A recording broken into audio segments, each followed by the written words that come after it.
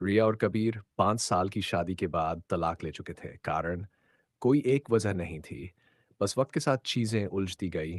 प्यार तकरार में बदल गया और समझदारी चुप्पी में। रिया अब मुंबई में एक जानी मानी इंटीरियर डिजाइनर थी। कबीर दिल्ली में एक एक कॉरपोरेट ट्रेनर, अकेला लेकिन बाहर से खुश दिखने वाला। दोनों ने तय किया था कि अब रास्ते अलग हैं, लेकिन किस्मत ने कुछ और ही सोचा था। अध्याय 2। एक मल्टीनेशनल कंपनी की काउंसलिंग वर्कशॉप गोवा में आयोजित हुई। शहर भर से लोगों को बुलाया गया और रिया व कबीर अनजाने में उसी प्रोग्राम में पहुंच गए। जैसे ही रिया रिसोर्ट में आई, सामने लॉबी में कबीर को देखकर उसकी सांसें रुक गई। कबीर भी छिटका, पर उसने मुस्कुराकर सिर हिला दिया। बोलना किसी ने कुछ नहीं, पर नजरें सब कुछ कह गई। अध्याय 3। वही पुराना कमरा। प्रोग्राम वालों की गलती कहें या इत्तेफाक, रिया और कबीर को साझा विला मिला। एक ही छत, दो कमरे, लेकिन अतीत की परछायां हर कोने में। पहली रात दोनों अपने अपने कमरे में थे, पर नींद किसी को नहीं आई। बाहर बारिश हो रही थी। रिया बालकनी में बैठी थी और कबीर वहीं दूसरी कुर्सी पर चुपचाप आकर बैठ गया। अब भी बारिश से डरती हो? उसने पूछा। रिया ने हल्की सी हंसी में सिर हिलाया। अब डर नहीं लगता, बस किसी के साथ बैठने का मन करता है। खराई में उतर स्पर्श जो भूले नहीं थे। अगले दिन योगा सेशन के बाद कबीर की टी शर्ट भीग गई थी।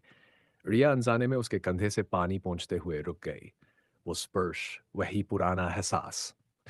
ना कोई वासना, ना कोई हक, सिर्फ एक अजनबी सी अपनेपन की भावना। कबीर ने उसका हाथ धीरे से थाम लिया। रिया आंखों में आंसू थे और होठों पर थरथराहट। तुम अब भी वैसी ही लगती हो, उसने कहा। कुछ नहीं बोली। रिया। अध्याय 5। एक रात जो बदल गई। तीसरी रात दोनों ने एक साथ डिनर किया। काफी देर तक बात नहीं की। फिर कबीर ने धीरे से पूछा, क्या हम उस रात के बारे में बात कर सकते हैं जब सब खत्म हुआ था?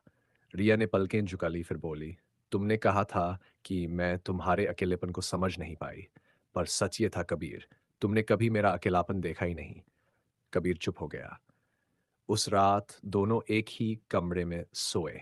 पहली बार फिर से साथ, पर बिना किसी वादा या माफी, सिर्फ एहसासों में डूबे दो लोग जो कभी बिछड़ नहीं पाए थे। अध्याय 6। सुबह जो कुछ नहीं बोली। सुबह जब रिया उठी, कबीर वहां नहीं था। तकिए के पास एक छोटा सा नोट रखा था। तुम्हारे साथ बिताई वो एक रात मुझे फिर से जिंदा कर गई, लेकिन अब मैं तुम्हारे रास्ते नहीं रोकूंगा, क्योंकि इस बार अगर लौटोगी तो तुम्हारी मर्जी से लौटना होगा।